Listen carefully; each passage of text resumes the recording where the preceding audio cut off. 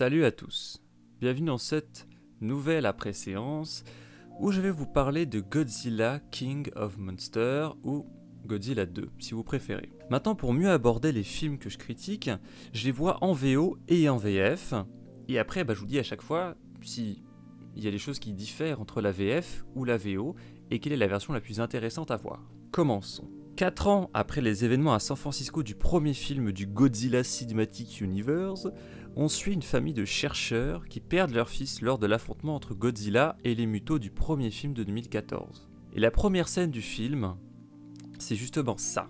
La mère qui revit cette scène dans son rêve, la perte de leur enfant. Donc la famille est déchirée. La mère et la fille font partie de Monarch, une organisation qui a pour but d'étudier les différents titans. Ouais, ils ne s'appellent plus Mutos parce que Muto, c'est moche comme mot. Du coup, maintenant, les titans, c'est beaucoup plus classe. Donc, pour mieux les comprendre et cohabiter avec eux, tandis que le gouvernement américain ou mondial, on sait pas trop, veut les exterminer. Comme c'est étonnant. Et oui, comme d'habitude, ce sont les gentils américains contre les monstres, même si ça concerne la Terre entière. La mère a créé une mallette qui s'appelle l'Orca, et cette mallette, en fait, contient un dispositif qui permet de contrôler à distance les titans, soit de les énerver, soit de les calmer, ou soit de les exciter tout simplement. Et cette mallette va servir durant tout le film, et un peu le MacGuffin du film, quoi. Il peut servir à tout. Il peut même servir à faire le café, les pop-corn. Il y a un problème, vous utilisez la mallette. Un titan attaque, vous utilisez la mallette. Lui, il attaque pas, attaquez tel truc, utilisez la mallette. Voilà. Et donc on a le père, lui, d'un autre côté, qui étudie les loups. Il ne s'est jamais remis de la mort de son fils. Et Godzilla, de son côté, est introuffable depuis 5 ans. Et une équipe de terroristes écolos dirigée par Tywin Lannister, celui qui a joué dans Game of Thrones, je me souviens plus de son nom parce que son nom est répété et dit une seule fois, il est même pas répété. Du coup, je m'en souviens plus. Eux, leur but, c'est de libérer les titans qui sont en hibernation pour rééquilibrer la vie sur Terre, car les titans étaient là avant nous, et que nous, on détruit notre planète. Suite au moyennement aimé Godzilla, on le voyait tellement peu les monstres qu'on n'avait pas le ressenti de la puissance qu'ils pouvaient avoir. Il y avait des plans très serrés, pas assez larges, ou alors des plans très larges mais on voyait rien. On se rendait compte de leur taille, mais on n'arrivait pas à voir l'impact qu'ils avaient. On se concentrait plus sur les humains, et nous, ce qu'on veut, c'est voir les monstres. Là, on a l'inverse. Là, on a plein de plans, l'argent veux-tu en voilà, qui donnent l'impression de coûter des millions de dollars, ce qui est tout à fait le cas. Ah oui, les effets spéciaux sont magnifiques dans ce film, mais rappelez-vous, vous avez beau avoir les meilleurs effets spéciaux du monde, si votre scénario ne tient pas la route, le film, il va pas être ouf.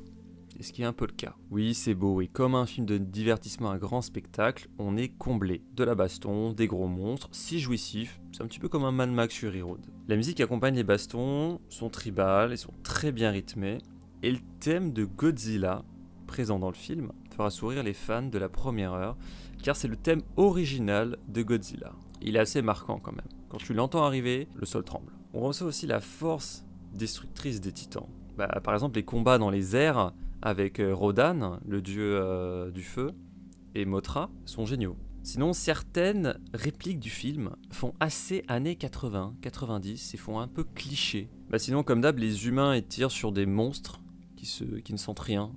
Voilà, c'est les militaires, ils continuent de tirer sur des monstres. Alors les monstres, ça leur fait rien du tout, quoi. Donc c'est un peu con. La Terre creuse et l'Atlantide, ça m'a pas trop dérangé. Je me dis, franchement, un film comme ça fait plein de clins d'œil en soi. Mais bon, vu qu'il y a une ribambelle de mythes dans ce film, moi ça m'a pas du tout dérangé. J'ai l'impression que certains personnages principaux féminins ont leur miroir à un titan. Par exemple, la mère, c'est Ghidorah. Au début du film, Ghidorah, on ne connaît pas son existence. La mère, elle veut protéger le monde, etc. Mais dès qu'elle réveille Ghidorah, c'est là qu'elle prend l'engagement de tout détruire. Bon, on reparlera de sa psychologie un peu plus tard. Et quand elle se fait tuer par Ghidorah, elle abandonne en fait. Elle abandonne le fait de détruire la Terre en laissant les titans. Et aussi la fille, je sais plus comment elle s'appelle, qui est reliée à Mothra, parce que quand Mothra meurt, la fille aussi est supposée morte. Après, est-ce que c'est un message dans le film? Je ne sais pas. Sinon, à quel moment une baignoire peut résister à du béton? Parce que quand la fille elle est bloquée dans la baignoire va résister à du béton.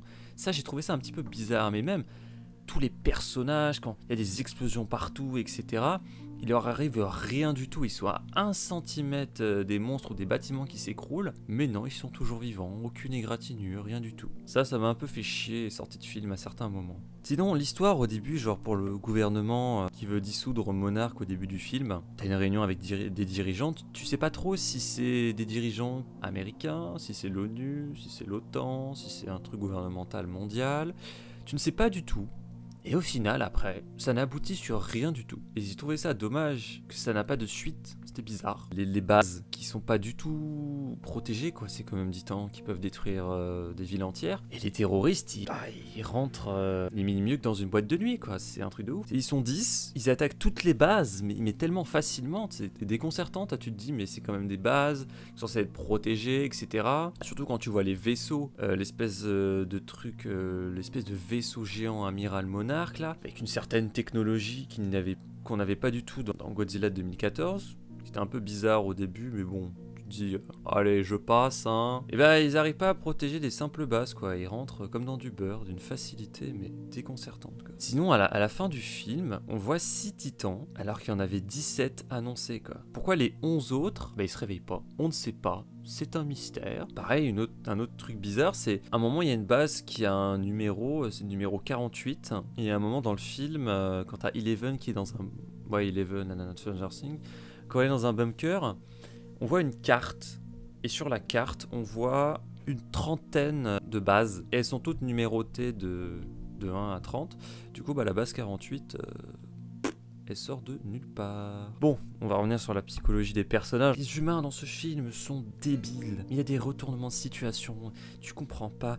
La mère qui au début veut étudier les titans, puis elle se fait capturer, toute son équipe elle se fait buter, hein, donc elle aime pas les mecs qui viennent de la kidnapper quand même. Mais au final, elle change d'avis et réveille le pire titan Ghidorah. Puis plus tard, on apprend que c'est elle qui a appelé les terroristes, puis elle change encore d'avis.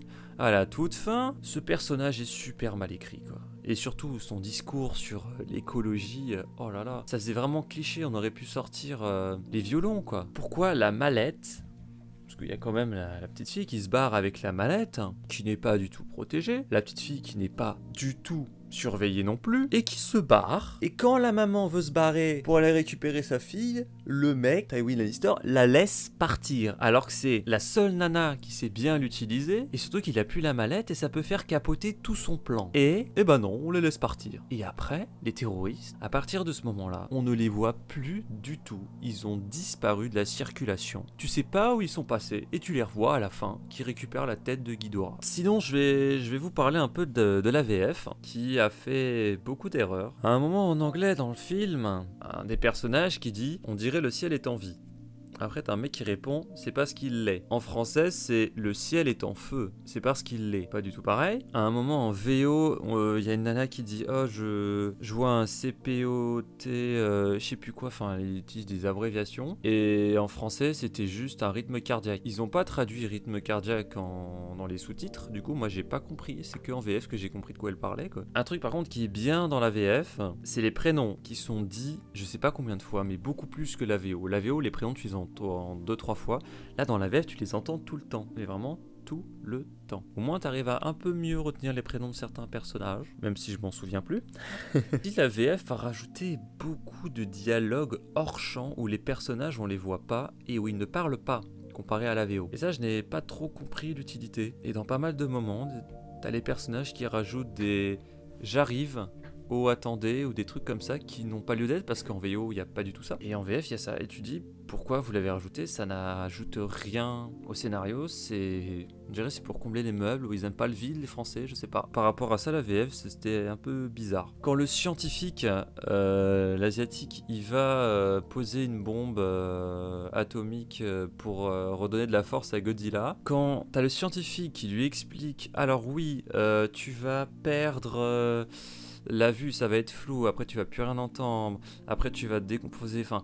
Il lui explique plein de trucs, puis là voilà, il va se détériorer et mourir petit à petit, et rien de tout ça ne se passe. Tu te dis au final, ce qu'il a dit n'a strictement strictement servi à rien vu que ça se passe pas. Du coup c'était un peu chiant quoi, ils disent un truc mais au final aucune conséquence. Voilà, c'était le dernier truc chiant que je vous dis. Sinon bah pour conclure, malgré le fait que j'ai pas mal descendu le film au niveau du scénario, et bien tout ça je ne l'ai vu qu'au deuxième visionnage.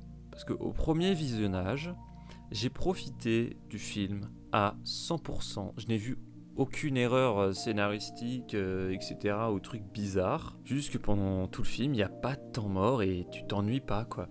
T'as des explosions, des bastons, des trucs, et moi c'est ce que je voulais voir, et c'est ce que la bande-annonce nous vendait. Et j'ai été satisfait. J'ai adoré. C'est juste en regardant de plus près, en allant voir, parce que j'ai vu le film 5 fois, pas pour le comprendre, mais parce que j'ai adoré le film. Juste à partir du troisième visionnage, plus je le voyais, plus je voyais les trous scénaristiques, et moins je profitais du film. En tout cas, moi j'ai aimé le film. Si vous voulez des scènes de baston, juste des scènes de baston, vous enlevez tous les passages avec les humains, et vous avez votre film de 40 minutes de baston. Voilà. Sinon, bah, le film n'est plus au cinéma, mais c'est pas grave, parce qu'à la préséance, voilà, je mets plus de temps à le faire, parce que j'ai plus de choses à dire. Donc voilà. J'espère que cette après-séance vous aura plu. N'hésitez pas à visiter mon site internet, le lien est dans la description, hein, où il y a tout ce que je fais, de mon YouTube, jeux vidéo, cinéma, parcours, à mon Twitch, et même aux projets que j'ai réalisés pour mon travail, si ça vous intéresse de les voir. Donc voilà, je vous dis à une prochaine, Bayonetta Cashoun.